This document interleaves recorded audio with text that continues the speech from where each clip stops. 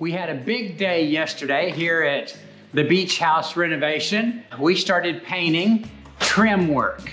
So like for instance, that window, trim at the bottom, this window, the trim all around the door. We've got one coat of our white trim paint on that.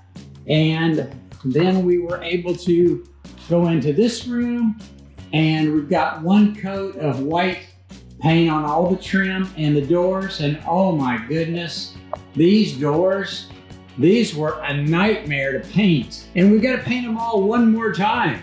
And then we've got to take this protective covering off. They'll look so much nicer when this comes off. This is labor intensive, I'm telling you. It takes a lot of time to paint that. And then we got another side. Over here you got to paint. Yesterday was a big day because we got our quartz countertops installed in the kitchen and in the laundry room. This one piece is all of the waste that they had. There's the kitchen, the big view of the kitchen, and you can see we've got countertops in where the gas stove is gonna go, and the sink is installed, and the island is done. And we've got this wonderful waterfall edge here, and look at that seam. I mean, that looks like it's one piece. You can't even tell that there's a seam there. And then we've got the bar area here where you're gonna slide your stools under. This is the outlets. There's two of them, one here and one down at that end. That one's not installed yet, but these are kind of just setting in place. So the electricians will come in and hook this all up. But the neat thing is that now we've got the sides here for the waterfall edge. Think of how that wouldn't have looked good if we would have had an outlet on there. Now you've got all of that space, and this is code now, so you have to put them up here. You can't put them on the side anymore. So what you do is you just touch that and your outlets pop up. And there's also a spot on here where you can charge phones. Yeah, there's two chargers on that area. And then when you're not using it, you just push it down and you get it all out of the way. And over here, we've got our sink. It's got our wonderful countertops. I mean, look at the detail. Gee whiz, these guys are good. And today, Casey and I are gonna be starting on the backsplash.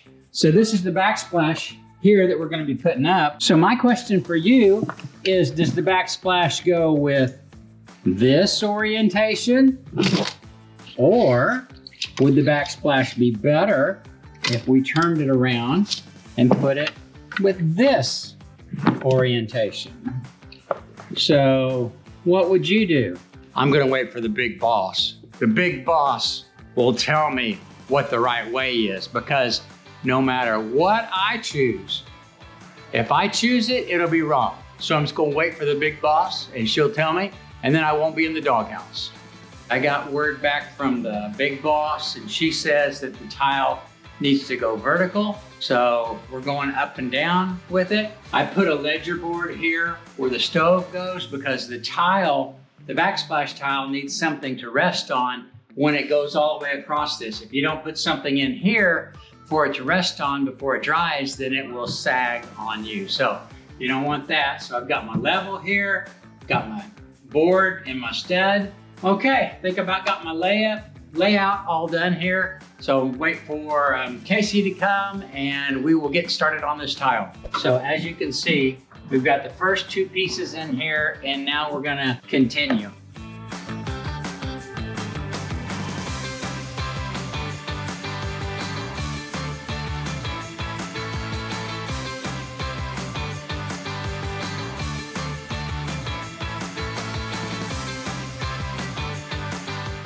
You run into some challenges here on Backsplash because you've got to figure out a way to get around these outlets. And you've got a whole piece of tile here. You don't want to be piecing stuff together. So what we use is these nippers. These nippers are going to help me clearance enough of this tile so I can keep this whole sheet together. And so I just nip the end of that off and everything's pretty good. I've taken a piece off that has to be cut and I marked it. So I'm gonna go out and cut this one piece and then I'm gonna put it back in as we install it. So this can be tedious, this little bit of tile work, and You got little pieces to cut, but you just have to take your time because it's better to take an extra 10 or 15 minutes and get it done right than to have to look at it for the rest of your life and remember, oh, if I'd only taken a minute to fix that back then, now I can't fix it. On this one, we're using a different mortar trowel because it's 3/16 inch. It's a small V groove.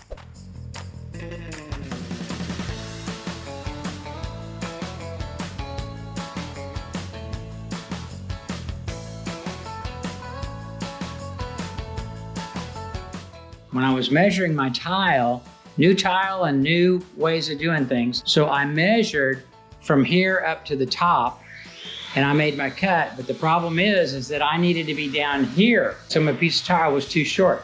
So I messed one up.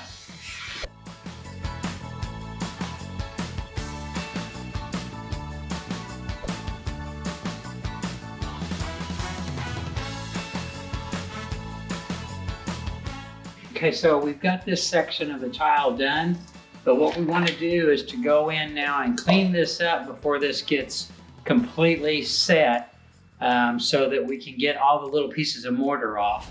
Well, this morning, it's a little chilly. You'll notice I've got a jacket on. That's unusual for us in Galveston. We had a cold front blow through and it's all the way down to 57 degrees. That is cold for us.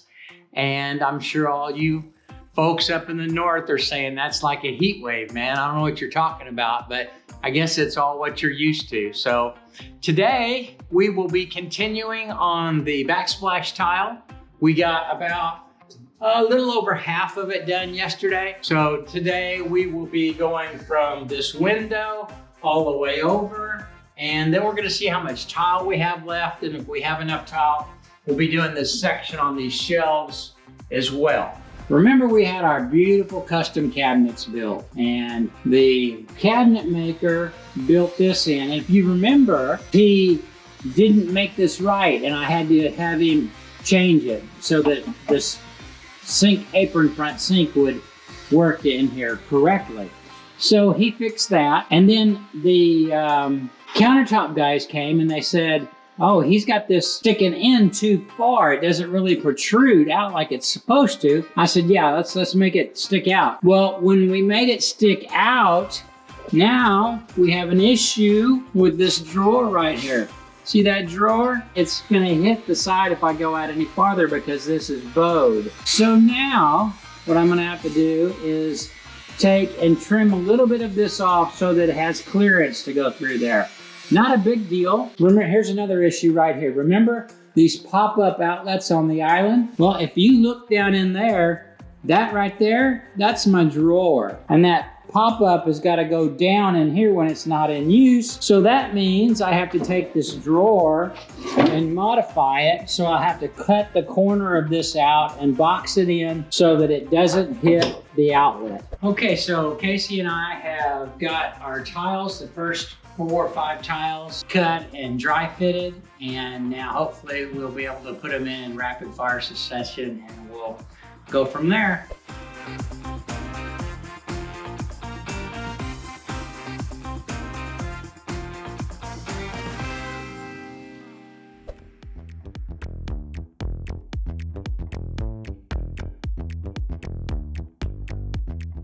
So the reason I'm going over and over this is to get as much of that haze off as possible. It's much easier to get it off now than if we let it dry. So what we're using here is a piece of cardboard as a spacer. I think I showed you this hack in the bathroom. Sometimes all it takes is a little piece of cardboard. So we're using our cardboard spacer here on the bottom, and when it gets dry, we'll pull it out and everything will be just perfectly spaced.